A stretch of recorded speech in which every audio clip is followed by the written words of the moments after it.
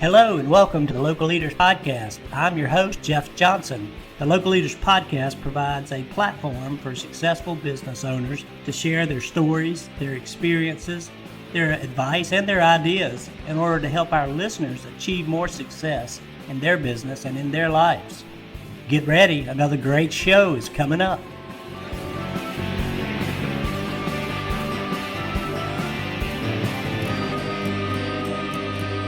Hey, good afternoon, everyone. It's Jeff Johnson, your host of the Local Leaders Podcast, and we are super stoked today to be able to bring to you some new friends we've just made. Ivan Gil-Silva, welcome to the show, along with Rachel Jenkins. Sorry, I was going to mess up the easy one. Rachel Jenkins. Welcome to the podcast, ladies and gentlemen. How are you? Hey, we are great. Their restaurant for all our listeners is Mi Empanada. And I think I got Mi Empanada right there. So I'm gonna just rock and roll with it. But we're so excited to have you guys on the podcast today. And I want to just kind of start by now that I thanked you for being here, but is to give you an opportunity to kind of tell us a little bit about Mi Empanada and what it's all about. And I'll tell our audience this is a restaurant that started March 2020. So there's some inherent challenges there and some backstories that I'm sure we'll talk about, but tell us a little about what you're all about and kind of what makes you guys unique. And then we'll deal with all the challenges of starting it during COVID. Well, to start off, we are the first empanada house in Pittsburgh. You will find empanada houses all the way in East Coast and West Coast, all the way down to Florida, obviously. We are an Argentinian restaurant. That's where I'm from. I took a lot of the recipes that I saw growing up from my mom, my grandmother, and just my culture in general. And it just clicked with people moving into the city of Pittsburgh because we're starting to become a technology hub. And it brought around a lot of people from cities where this food is very common. I think that was part of it. I'd always been making empanadas, but it was really the changes that came with the times. Allowed me to do something that really plugged in with the culture and the people that were here at the time coming in. Like I'd say, I wouldn't have done this 10 years ago, right. But 5 years ago, yes. And we were doing pop-ups for the most part before we opened up a brick and mortar. But we were basically about bringing and sharing culture, which is the food from Argentina. Yeah. And, and it was also a side hustle from the other things that we did. It sort of just took off and took over our other jobs, and it became our main source of income.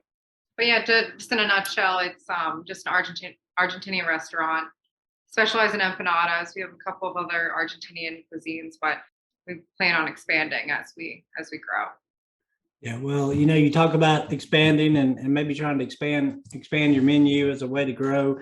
And now it's tough to do that with the food shortages and things that we have. So you got to be really specific and particular about making those choices. But just did that. We released an arugula salad with milanesa, which is the milanesa is our country fried chicken, or a fried chicken. It's a thinly sliced chicken, patted down in an egg wash with some breading, typical.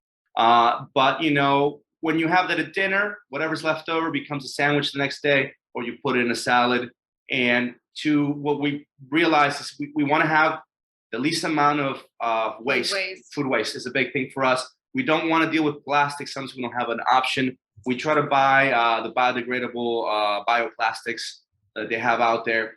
But with the food increase, we deal with a lot of meat. It's Argentinian food. And the cost of meat has gone 2 to 3 times. You mean the food shortage? No. The cost of meat has gone 2 to 3 times higher. Not the shortage yet, because I can still buy it. Right. But it's just very expensive compared to shortage, where it's like sometimes I can't get arugula. Now that's a shortage. I can't get it. I have to put spinach, or tell them that I can't fulfill the sandwich the way we normally make it. But things have gotten a little better recently. I still go to the Restaurant Depot, which is near us, or even the other services that we have for food, and I can't get certain items. But for the items that are there that we still get, that make our flagships, such as our chicken, our beef, and our ham and cheese empanadas, the cost has just gone through the roof. And, you know, when I plan the business model, you plan it based on that. And if I'm saying, hey, I'm spending $4,000 a month in food, now you're spending eight. If I'm only making $4,000 and splitting that with my partner at the end of the month, which is not very much money for running an operation, now that money's gone and we're not making money. So now what do? We have to keep raising prices, and we have to keep adjusting, or we have to come up with the menus and get creative with the menu. Get creative. So exactly. it's like, if you're, you know, if there is a shortage, well, then it's like, okay, well, what options do we have available? But it's also been very beneficial to have the small menu that we have. And I recommend that for anyone. Like, there's no reason to have like a really big menu. It's like, keep a core menu. It's easier for your customers to really, you know, it's like they don't have to go through a book. Like, you go to Cheesecake Factory and it's just. Oh yeah, it's like a 10-page book you have to read to figure out what to order. So then, like, food waste, food costs are already higher because space. of it, storage, like all of it. Just keep it simple. Now, when we started, we thought and then be able to adapt. We had 800 square feet when we saw our first brick and mortar, and we're like, wow, this is great. This is better than our kitchen at home, which we're doing that for the most part. And I can say it now because I'm not going to get in trouble. But, you know, and that's one thing I think and talk about that. We actually had a meeting with the city of Pittsburgh and the URA, and we talked about it. And I said, hey, if 95% of your businesses opening that are from the ground up, like a mom and pop shop, they're not getting a commissary. You can't afford $400, $700 in a commissary when you're only making $600, $700, or $1,000 starting off. Mm-hmm. So you're cooking from home. And there should be an option for like a grace period where you can't cook from home. Someone can inspect maybe your home kitchen. But we were cooking from our house, and, you know, we had to keep it clean. We had to store everything in our fridges. It kind of sucked. You know, our house was basically a little commissary. And then going into a bigger kitchen was like, wow, I have 800 square feet, 400 square feet is for my kitchen. We're going to have all these fridges. As soon as we hit a month, we packed everything. I had to start putting stuff. You ever go to a pizza shop? They got the tomato cans in the front hanging out, like in a pallet, all ready to go, you know? Yeah. It sort of turned into that. So I made a little bodega looking thing, or a little stand where it looks like we're like selling the stuff. But, you know, so my polenta's there, my sauce is there, my canned stuff is there, my condensed milk. You can see it when you come in, so you see the ingredients we use, which is nice. I kind of like that because you can see we use really wholesome ingredients. But it's also a thing of space. You know, we just don't have the space to do the things that we want to do. So we have a lot of ideas with the menus that we want to make. But like she said, you have to get creative with what you got. What's the space? What can we fit there? What do we already have there to make something new? And when it comes to the food cost, well, sometimes, you know, I got to a point where I was like, we can't even do a lamb empanada anymore. I am paying $10 a pound, and the cost of making it, the cost of, and we use real lamb leg.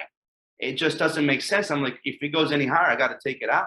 I mean, one thing that we were doing too with like the food costs is that we were very adamant about like paying attention to what was going on in the news.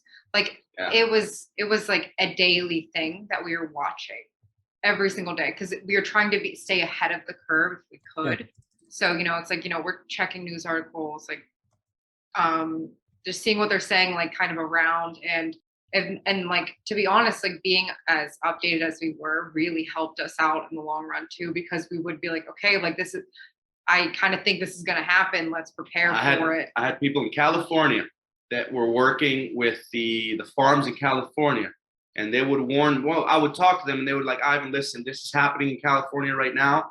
In 2 weeks, you're going to be experiencing this. So I'd have to go to the supermarket and buy as much meat as I could, or whatever product as I could. And sure enough, 2 weeks later would come, my chicken was damn near double, you know, or any produce was just doubling up. And like she said, I got to a point where like I had to watch the news from every angle to see where it was going. And to the point where like at this point, it's kind of equalized. We are in inflation. Inflation's happening every day, and you just adjust. But when things started happening, we had to know how we were going to pivot, take an item out, or just raise the prices. And what we did was add something new that wasn't being as like affected, you know, because like it was almost beneficial. I mean, you know, being vegan or vegetarian is very popular. And so like it was almost like in our favor that it was like, oh well, let's just make half of our menu vegan and advertise it as such. and like promote that, and then also save. So it was just kind of like a win-win with that. But So you did kind of go with that half and half model with half vegan, half. Not only where we're at, it's also, I mean, we are in a neighborhood that's it's full of vegans. When we used to do pop-ups throughout the city, you can see the general area. If you have a POS system, it will tell you the people who use the credit card, and it's going to give you their zip code. It's going to be like, there's people from this area that are buying your food, and we could see that we would sell a lot of vegan items in the neighborhood where we ended up going in to. certain zip codes. In certain zip codes. Yeah. So when we went in there, we had the food being vegetarian, and we went and re-engineered some of the food to be fully vegan in order to cater to not only that crowd, but it's, at the end of the day, it's cheaper to make vegan food than it is going to be to deal with meat. Period. It had multiple benefits to it. Yeah. And that was part of adjusting. That was part of Yeah. saying, hey, listen, I'm going full vegan and I'm protecting myself by doing that. The vegetables are not necessarily going to go up that much more. And they did go up, but not as bad as meat did. Chicken and like she said, yeah. Promoting these vegan items has been good, because if I'm selling more vegan items, that's fine. I don't have a problem. If you like it, that's great. But it's also helping the bottom line for us. And in a place here, like in Pittsburgh, where there's a handful of vegan restaurants, it can help you stick out. So, for other places as well, that it's like, if you offer that and advertise that, like those people will see you. And now you're just having a more inclusive customer base rather than leaving some people out. And you have vegan culture, you have vegan handles and followers and influencers. We got a sticker on our door from a place that is for vegans in the city that basically gives an okay, this is a vegan friendly restaurant. I want that in my restaurant. I want people to know that they can come to my restaurant. I want it to be like, we just wanted it to be all inclusive, like I don't want to leave people out. Like, why would I have? But it's an Argentine restaurant. We are meat based. Well, yeah. It's meat. Well, if you ever go to dinner she'll tell you. Yeah. She gets upset when she goes to my parents' house for any dinner, because she's like, your parents are just gonna make a bunch of meats. Okay. And with a side of meats. And I'm like, well, that's an Argentinian family. That's Argentinian cuisine. Yeah, Thanksgiving. A meat with a side of meat, huh? Yeah, it really meat with a side is. of meat. So, well, that's how we call it. It's Argentine American, right? Yeah. So we changed it a little bit. Yeah, because in Argentina, there's no such thing as a vegetarian. The word vegan wasn't part of my vocabulary, and I don't know if it existed when I was there 20 years ago. I know when I went back only 2 years ago that there's such a thing as vegans. Yoga is a thing over there, but that wasn't a thing me growing up. So me growing up, the idea of someone that only eats vegetables was unseen, unheard of, uncanny. Yeah, I can imagine. I'm the same way. I grew up on, over here in the South. You go out for lunch or whatever and get the plate lunch. It's a meat and two vegetables. But I guess in your culture, it'd be a meat plus two meats.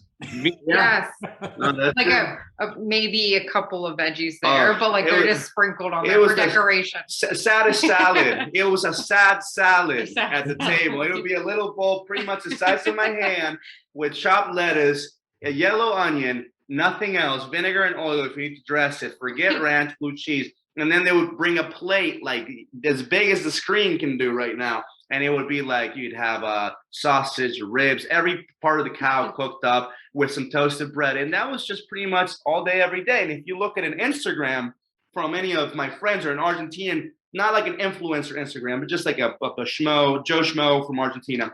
Yeah. Because you know how we take pictures of our food here? It's just pictures of meat, raw meat and cooked meat. Yeah. Which is so fun. She's like, well, they'll put like raw meat and pictures of it. Like, wow, that's great. It looks delicious. It's not appetizing. That is interesting. Well, I learned something new today. I learned a little something I didn't know, and glad to do it. And hopefully our listeners will do the same, and have an opportunity to learn about different cultures and different ways that we approach food, and the fact that you guys, were able to kind of shift your business toward that vegan side is important, because you're working in a small space, and every item that you make and that's on your menus got to be highly profitable, because you can only make so much. Yeah, no, I think that a saving grace was, and we used to argue about this. I said, we're going to make polenta. I said, no one wants polenta. I was like, they don't know they want polenta, but we're going to do polenta, and we're going to do Spanish rice. And the reason why is because I thought, hey, these sides are going to bring the biggest bang for the buck because it's a side. It's easy to make. Think about it. An empanada, you have to fold it by hand right now. As far as we do them all by hand. We make the dough by hand. It's a labor of love. But when it comes to the sides, they're much easier to make. Polenta is basically like a cornmeal. And we had everything set up in a way where like making the sides would create the biggest margin of profit.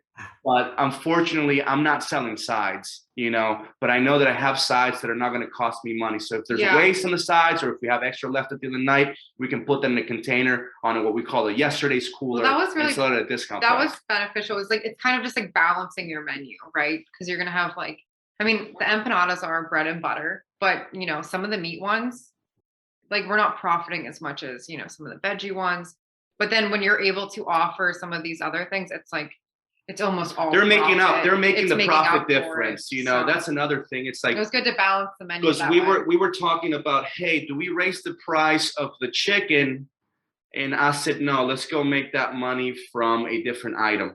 Bring that money in from promote a different item that's going to balance out the cost loss in a sense. Because it was definitely a struggle too. I mean, when we first got into this as well, I mean, Ivan kind of gave a little backstory, but before we opened up our shop, we were like, it was a very much like pull yourself up by the bootstraps kind of thing. Like, Right. we started as a joke, where like we can make a couple extra bucks. We were selling like cold empanadas on someone's boat somewhere. And then it turned into like, oh, this can be lucrative, 3-4 years down the road, we opened up our own shop. But wait, I'm so sorry, I forgot what I was saying with that. What were we just talking about? Yeah, you were just giving the backstory a little bit about. Backstory. So we started when we started. It was for friends and parties, and then one of my friends was doing a boat party. He said they had a kitchen in the boat. We're gonna lock Ivan up in there. He's gonna make empanadas for us. And then my buddy looked at me. He's like, "You actually want to bring empanadas?" And I was like, "Yes," because I was already making them for my friends when they would show up at my house. Yeah, what I was thinking, we made a little bit of money, and that kind of turned into this. You see how you can work a business out of it, and the developing of the business into where we're at right now. That was a lot of fun. And that's the part of it. We were very creative in creating this business, which eventually I didn't have vegan options. But like with the pricing as well, is what I was remembering, is that we came into this, like I was saying, is we were very conscious of like the cost of our product to the customer. Like, number one, we're bringing in something that's like culturally different here. It's like some people still don't know what an empanada is, and like that's the fun of it, is that we can educate people. It's like, this is what our food is. It's approachable. I just tell them it's like a Spanish calzone or whatever. It's like every country kind of has their own. And a hot pocket. Yeah, but it's but one way of doing that is, if you're going to be bringing in like a new type of product to a place, is to like have it at least be economically approachable, like price wise. Right. And visible. Also, I wanted people to see it. So when you come into a restaurant, you see a glass case. What you see is what you buy. You say, I want that. You can grab it. It's really fast. You cook them, and as they come out of the oven, they get sold. But yeah, that was like just one of the struggles that we were dealing with too. Like I said, it was like, okay, how do we continue to make this like affordable for our customers? I don't want to come into a neighborhood and it's a $7 empanada. We couldn't open up in any neighborhood. Even at the rate and the price that we have right now, I could not be opening up at every neighborhood and say it's $4 an empanada when you can go to Wendy's and you can get a 4 and you have a whole meal. Unfortunately, it is more expensive, and we had to choose where we were going to be at, because it wouldn't work otherwise. I mean, as much as you don't want to say it, it's like, as a small place, we still have to compete with these like large fast food companies. So it's like, what are you doing differently? But then also, can you still be on par with their prices? Because if, like when everyone thinks of fast food, they still think it's cheap. It's not actually that cheap, but they still think it. Yeah, it's a 10 spot. If you go to McDonald's or Burger King or. We just said that the other day. It's literally like $10 for a meal anymore. Mm-hmm. And a meal for us would be 12. So it's not that much more. So how do we become like, we always joke, it's like we're quick food, not fast food. Like, yeah, you can get the product really quickly, but But don't use the word fast food. I hate using that for a place that has fast service, because the idea of fast food is cheap food. And so, like I said, it is quick food. And I always say it's the most American food that Americans don't know about. You got the cheeseburger, that's great. But an empanada is as easy as 1, 2, 3. It's already cooked. It's already contained in a pocket. Grab a napkin, grab the empanada, walk away, eat it in the car. It's super easy. It's very American. Yeah, it's very American for lifestyle. And I think that there's going to be a wave, and we are pioneering with our social media and everything that we do, even being with you right now, as part of a mission is to bring about empanada culture. We are sure that eventually we won't be the only empanada house in the city of Pittsburgh. But for now, we are, and we're not afraid. We were talking about North Carolina, and Charlotte, possibly because it's beautiful down there. Yeah. And we're like, because I want to go to Florida and open up one, and she's like, it's too hot over there, and I'm like, well, it's too cold right here, so we'll meet in the middle, and you're there, so you might see us there. Yeah, it's it looks awesome. It reminds me of a lot of the Hispanic culture restaurants, focus on tamales or focus on tacos or what have you, and it looks amazing. The price point looks great to me. I'd love to have some, and I wanted to ask you this too, because I was looking at the website. So I got two questions. One, the take and bake. Mm-hmm. When did that come about? Was that a part of the original plan, or did you add that in? And how is that part of the business going in terms of sales? Is it a big piece of it or small piece? Or what? We used to sell them at the pop-up. People would ask them. It was kind of like a happy accident, right? It was like, well, we just had these uncooked ones, and then it just kind of like they were like, "Can we take some uncooked?" It just and we were like, on us. "Yeah, why? I don't have to cook it for you, and you're going to buy it at the same price." Absolutely. Obviously, they're cheaper, but at the time that we were doing it, people would pay full price for an uncooked one, and we saw as it's like cutting costs. I don't have to cook it. I don't have to pay someone to cook it. They're already done, frozen. Take them with you. Plus, it also gives you a good experience at home. I remember going to Costco and buying these little treats frozen that I would just put in my oven, spanakopita does, or like little quiche, and you cook them in your home, and they come out of the oven hot. You cook them for hors d'oeuvres for a little party at your house. And I was like, wow, there is a market for this. There's a market for people taking the food and saying, hey, I cooked this. They might know it's Mi Empanada. They might say it's Mi Empanada or not. I tell them it's your empanada. So whatever. It's not Mi Empanada, it's your empanada. And you can cook it at home, and you can have the experience of getting a hot empanada out of your own oven instead of buying it. It travels to your house. It might sit there before people eat it. You got to reheat it. Take them frozen, cook them at your own leisure, and have the experience of a hot empanada. I mean, that was one approach that we really took to the business as well, is that like when new things come along, we're very open to it. We like to listen to our staff and things like that. So the take and bake being one of those, like little happy accidents, when we realized that the product that we have could be frozen, it really opened up a whole new avenue of things. It opens us up to potentially shipping them across, like state lines if we needed to, or just even within the local area, we could ship them. It opens us up to just distribution, which is pretty big if I want to get them, in a store somewhere.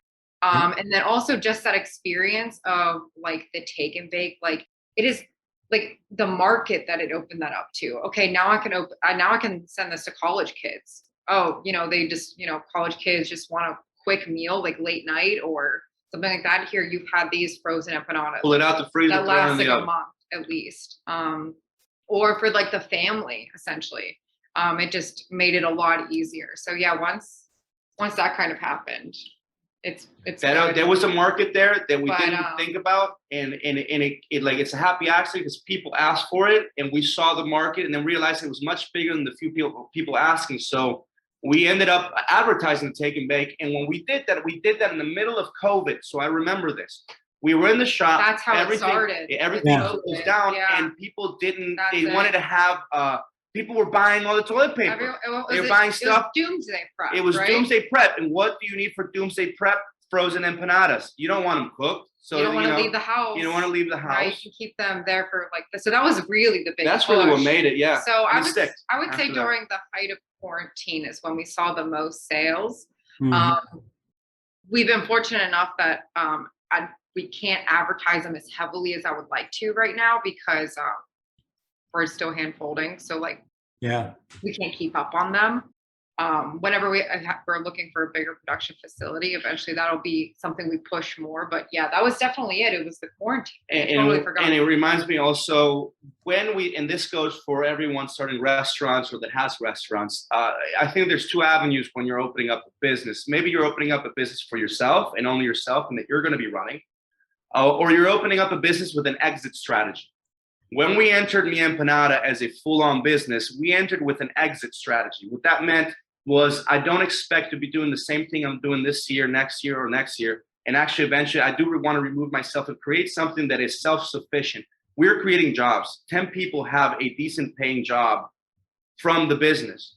And we foster and we mentor that. And we hope to grow it to the point where like we're not just doing the restaurant stuff, because yes, you can open up a restaurant anywhere and you serve your local community. But if you want to grow, you have to go out of your community. So that means distribution. That means selling in supermarkets. That means selling to small coffee shops that might want to have empanadas in their freezer to sell to their customers in the afternoon or in the morning. So the whole idea that we could freeze them and get a really nice product out of it at the end, because really there's nothing better than making it fresh and throwing it in the oven. That just, it's anything. But freezing it and still having a very high quality product really changed the way that we could see operations moving forward. So even going to our second location, we have a walk-in cooler. I want to get a blast freezer, and things are going to allow the product to be frozen in higher qualities and distributed throughout the US even without loss of quality, which actually opens up the avenue to saying, hey, I don't have to stand here and sell this empanada. I sell a bulk to someone else. I sell bulk to someone else, and they're in charge of selling that empanada. And that's the only way that you can have some sort of an exit strategy, or the way that you can have a business that can produce enough content or enough food to pay higher wages. Because when you have a restaurant, the cost of running it is really expensive.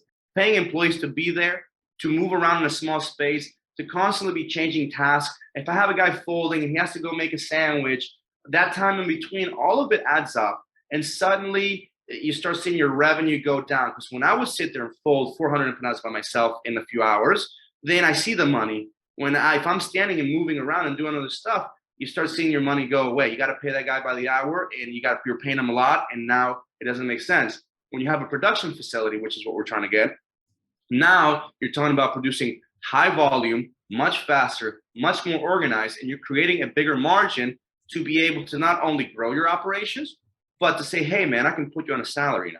You don't have to work by the hour, and that's the goal, is to get everyone that's working with us to be on a salary, and then to have these satellite shops that would have, and I imagine it would be a younger employee work, to say the least.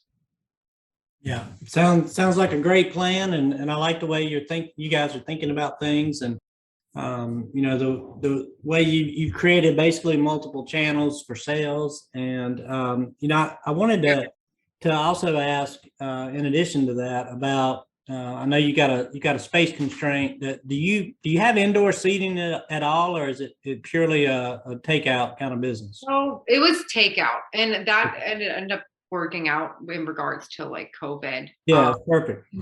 Quarantine restrictions, and like we're also noticing.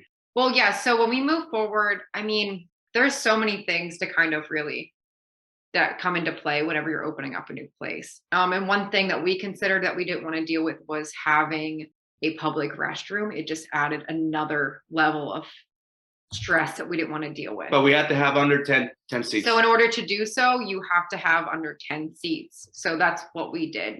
We have an 800 square foot space, which is pretty small. And then like half of that is, it's our kitchen. So it's like, and the other half is the front. And then the front by the windows, we have stools by the windows, and we have tables outside. We only hit up 8 tables. We could have 10 chairs. But if we go past the 10 chairs, now we need to offer the bathroom to the public. We didn't want to do that. So there is some seating, but we're mostly takeout. People sometimes walk in and get their food and sit and eat. But for the most part, people are grabbing their food and they're going wherever. And that, I think also with the pandemic that like kind of happened and sprung on us too, it also taught us that it was something that's how we kind of want to move forward as well. Just being like a fast casual sort of place. And that was something that I actually saw a lot of happening in chain restaurants. Like I said, we still try to keep up with a lot of the news. So like I'm paying attention to what Like if you're a small business, like I highly recommend just paying attention to what these bigger guys are doing, because they have the money to like be ahead of the curve and they're going to set the tone. So like registers, like those, like registers where like literally you should just go pay yourself, don't have someone. They have a kiosk where you're just doing it yourself. And also we just have to pay attention to technology. Like I don't see cashiers being a job like in the future, like 10, 15 years, it's probably going to go. Yeah, completely gone. Obviously there's going to be someone managing it a little bit, but it's not going to be the whole scanning thing or like someone bringing you up. So we try to pay attention to technology.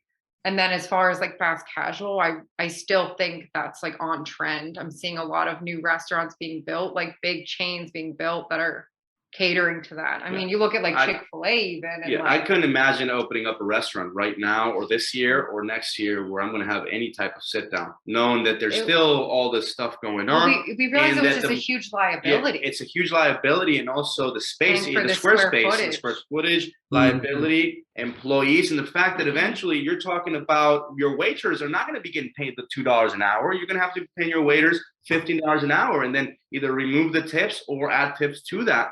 And we just don't see it going backwards. You know, I'm sure there's going to be sit-down restaurants, there's going to be fancy restaurants, but the idea that I would open up a little casual empanada shop and have the 34 tables that we wanted to do that at one point.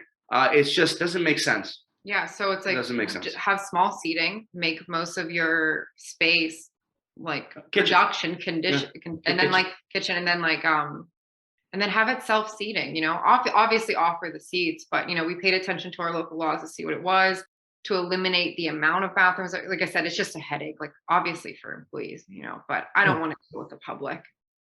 Yeah, no, I understand. It's, you know, there's a lot of options, a lot of choices. Fast casual has been the trend, you know, from COVID, and you guys are right there and kind of had the right idea at the right time. So congratulations on that. Well, we survived. Some of it was like yeah. We got lucky. No, she's right. We got lucky. I think that for me, this is my second business. For her, it's her first business, so she's just rolling with the punches. For me, I have a little bit of hindsight on the things that are going on and how we need to adjust. But you know, anyone can see where things are going and where you don't want to go. And we adapted, and we're talking about on a daily, weekly basis. We had to adapt to the prices, to the closures, to the seating, to how people behave buying. Like I said, we were selling so much take and bake for the first 3 months. It was crazy. We don't sell anywhere near as much take and bake now. We still offer it and we do good, but you have to adapt with the times. And honestly, why would I want to have it? We don't have a dishwasher. Everyone does dishes in our restaurant. And that's very important, because people they think that they're too good to be in a restaurant anymore. So no one wants to be a dishwasher. Good luck finding a dishwasher. That might be the hard. Some people were offering full benefits, $15 an hour for dishwasher, and they couldn't find anyone. I can't imagine what it's like, you know, to have to pay a dishwasher that much. So let alone that guy, no one wants to work in the kitchen because they think they're too good. They're saying they're not getting paid enough. So now you adjust the rates. We adjusted the rates. We're paying beyond livable wages. And I look at other restaurants and I just don't see how financially they can make it work, to say the least. And I think that things are going to have to change. Like you're not going to need cashiers in the future, like she said, and you're going to have to find different systems in the kitchen to make sure that the morale of your employees is good, because people look at the dishwasher as a low level job, and it really isn't. You're really contributing to the wellness of the kitchen. It's another employee there. And we have to look at how we think of our employees, how we treat our employees, and how we organize our employees in the kitchen, because it's not what it used to be. You can't be screaming at your employees, telling them they're not doing a good job, subordinating them. You have to empower them. You have to pay them well. You got to make sure that they're healthy. You got to talk to them. They come with baggage. They're people. They're human beings who have issues outside of there. And you're their boss, and you're providing them a living wage, or not living, you're providing living in general. And it is our responsibility to care for them beyond just saying, here's some money, do the job. Yeah, I think you're right. And I think that's a big challenge in the restaurant industry as a whole, has always been, how front of house, back of house people are treated, the opportunity that they have to make a real living wage. And the hours. lack of benefits, all the challenges of the industry. COVID's kind of brought all that stuff to the surface, and we lost a lot of people, which contributes to the staffing issues, and people are demanding more now, and so restaurants are having to change, and the way we run them's having to change. So very good points, and great great stories and backgrounds and conversation around everything that you guys have going on and what's running through your head. And I know Ivan's head runs fast. Like he's like, you can tell. 30 plus an hour. I was going to say one more thing about that. Oh yeah. So for us, we're very lucky. We have a staff, but I got to say that our staff mostly consists of at-risk youth, and we've had to mentor them in. I've dealt with at-risk youth in the past, so I am pretty well versed with that. I don't think that restaurants, or just in general jobs, don't want to deal with that. You interview a kid and you say, you're not getting hired. For me, I'm like saying, I see potential in you. I'm going to have to put up with a little bit of some issues here, but we're going to work it out. Once you work it out with these kids and you give them opportunities and you empower them, like I said, especially the young ones, they can become the strongest workforce. And I am extremely proud to have these young kids doing the job that an adult will be doing. And to be honest, I think they do it better. Yeah, I'm sure in a lot of cases that's the situation, and the fact that you're kind of going outside the normal boundaries to look for employees and to give people opportunities is something that all of us should strive to do more of. So thank you for that, and thank you both for taking time to kind of come on and share your story with us today. I really appreciate it. And for all of our listeners, again, it's Me Empanada out of Pittsburg, Pennsylvania. I think I forgot to say that to start with, where you guys are located. And we're going to have your website up for everyone at the front end and back end of the podcast. And, if your handles should be the main thing, because that's where we put all the pictures of our delicious food. Yeah, that's exactly right. And you got a great website, so good job, Rachel. Everything looks good. You got online ordering, fast, casual, rock in, rock out, get a single meal, get a take and bake dinner for the family and take it home. Hell, get a meal for yourself at the drive-through and a take and bake for the rest of to take home. And don't tell anyone you got the empanada to eat in the car. Yeah. They do that. Yeah. They'll buy the empanadas, but I'll get 2 ready ones. Yeah. To go right now, ready to go. Yeah, that's a good plan. So you could double fist those boys going down the road and then get home and say, brought dinner. So anyway, thank you guys so much for being on, and we really appreciate it. So thank you. And for all our listeners, thank you for tuning in for another episode of the Local Leaders Podcast. I'm your host, Jeff Johnson, and I look forward to seeing you on our next episode.